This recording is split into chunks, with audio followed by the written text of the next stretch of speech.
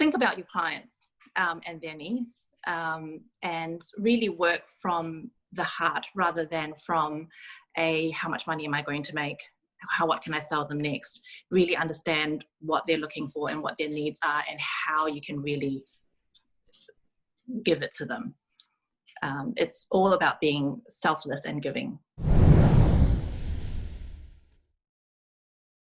So joining me on the line today, I have Lin Wee. Welcome to the call, Lin. Thank you, David. Maybe we can start by just telling us a bit about who you are, your company, and what you do.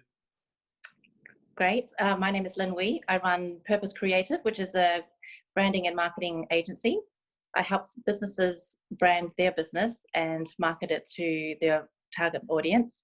And the thing that we look at more than simply selling is who their essence is, what their brand promise is, their underlying brand promise, and what they're delivering to the market. So to really give true value to their customers.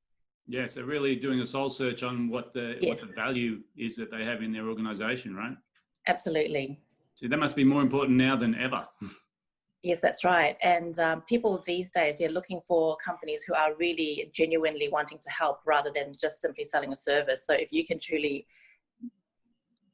share with your customers what it is that you're there to help them with, then you're more likely to make that sale. Yeah, fantastic. So tell me, obviously everyone's going through this economic crisis at the moment. Some people are losing work, other people are gaining work, other people there's no difference whatsoever. How's it playing out for you? We're actually very busy at the moment. Our clients fortunately know that during this time, now's not the time to be stopping their marketing, and in fact it is time to ramp up your marketing to keep people remembering you, and also showing that your customers that you care, that you've not disappeared and left them in the lurch. So there are lots of different ways that you can show that by just thinking about what it is that your customers are struggling with, and perhaps even showing a bit of care in other areas apart from your core offering. Okay. So tell me about what you're doing to navigate this environment. So what's your business having to do? What are you having to do? So we work with customers to design their collateral and keep their communications with their customers. And we are coming up with ideas as to how we can allow the customers to be able to still have access to all of the essential services that they require without having to jeopardize their own safety or their own health.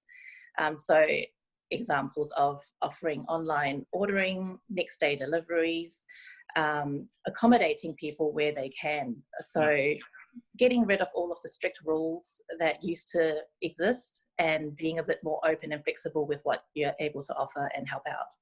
Right. So really just being flexible in your delivery of your offering so that people can still get the value of what you do rather than sort of waiting until things get better. That's right. That's right. Fantastic. So tell me about, you obviously work with a lot of people in business. What opportunities do you see in the marketplace right now? There are a lot of opportunities. People at the moment, they are, we have been in isolation for quite a while now, and people do want to live their life, and they are looking for companies who are willing to still be there to serve them and provide for them. So it's really about, if you really understand your customer base and you really understand what they're looking for, it's very easy to know what to offer them as a next step and how to reopen your store in a safe way as well. Yeah, because one thing I've noticed personally is the amount of email that is coming into my inbox and the amount of, or the lack of interest I have in reading it. It all started off with the hysteria when everyone was coming out with the COVID-19, the sky is falling, and then the second wave was the we're still open, and the third wave is the desperation of people trying to sell products at a bargain price just to keep the cash flowing. And I don't know if it's just me, but I think a lot of people are starting to ignore a lot of these messages now because there's so many of them. Yes, we are bombarded with messages online in all sorts of different forms, from Facebook to social media to LinkedIn to emails. And when there are too many choices, people tend not to do any of it. Right. So one of the biggest things that I do tell my clients is that the forgotten art of traditional marketing, which is print marketing, giving something physical that they can look at and hold and feel. That's the trick that, well, it's not really a trick. It's a lost action that business have forgotten, and that's the stuff that really connects. Because it isn't really, like in marketing, the scarce commodity is people's attention. That's right. It's not the channel, it's whether people are actually going to be looking at it or spend some time with your information. Yeah. That's right. Yep. Okay.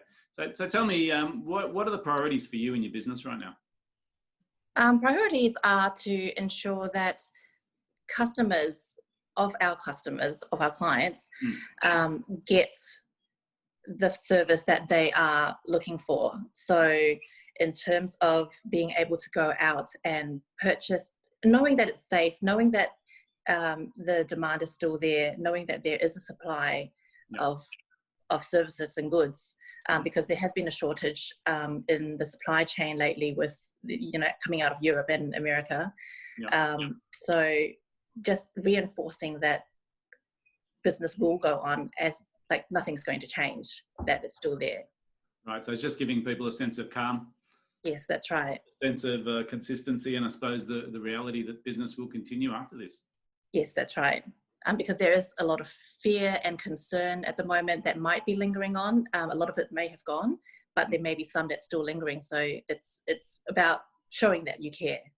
Well, I suppose there's two things, isn't there? First of all, there was the level of uncertainty, really just not knowing what was going to happen. Yes. And now there's the reality check of, okay, we have to rebuild. So yes, it's not going away. The impact is certainly not going away, and it's sort of not like a switch where we turn it on and turn it off. It's going to be quite a lengthy recovery. Yes, that's right. Yeah. Okay. So tell me, what personal lessons have you taken out of this? The personal lesson is that in the beginning,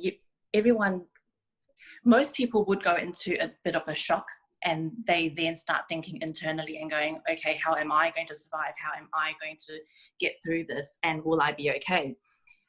If you stopped that thinking and started thinking about how can I help the people that I'm currently offering services to, how can I help them remove their fear, remove their, and create more calm and peace, then you start thinking outside the box and actually giving people something more, which will be what they would connect with.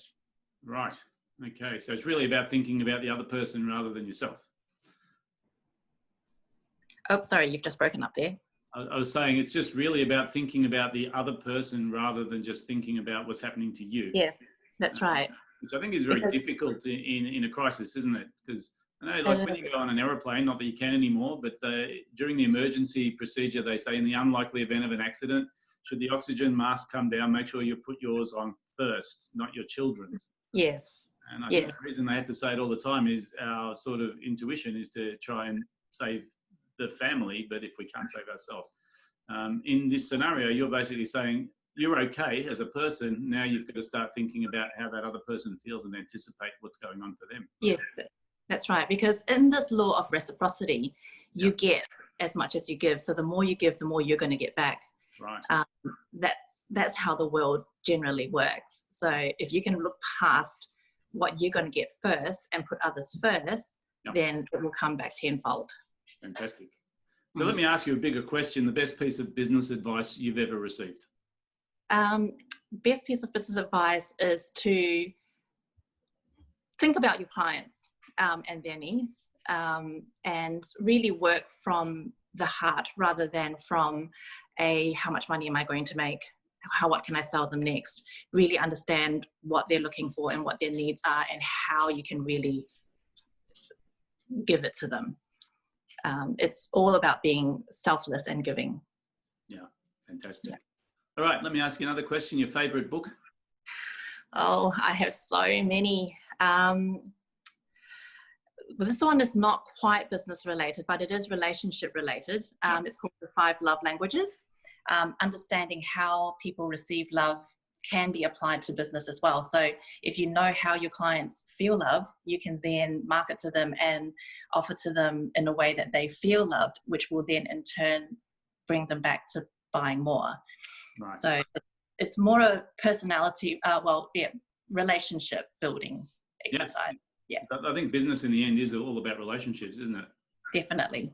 The 5 languages of love by who? Oh gosh, now I've got a mind blank. That's okay. Don't worry. Oh gosh. You can Google it. Yes, that's right. Fantastic. Look, one last question for you, Lynn. What's the number one piece of advice you give to someone in business right now? Right now, to don't give up, keep in action, create action lists, and go through it one at a time, and don't stop being in action, because as soon as you stop, that's when it won't follow through. Just keep at it. And if you need a business coach, get a business coach. It's highly recommended, because there are so many things out there that you don't know, and a business coach will be there to help you along the way. Wonderful. Fantastic. Lynn, thanks so much for your time today. Thank you. It's been a pleasure chatting, and look forward to speaking to you again. Great. Thanks, David. Thank you.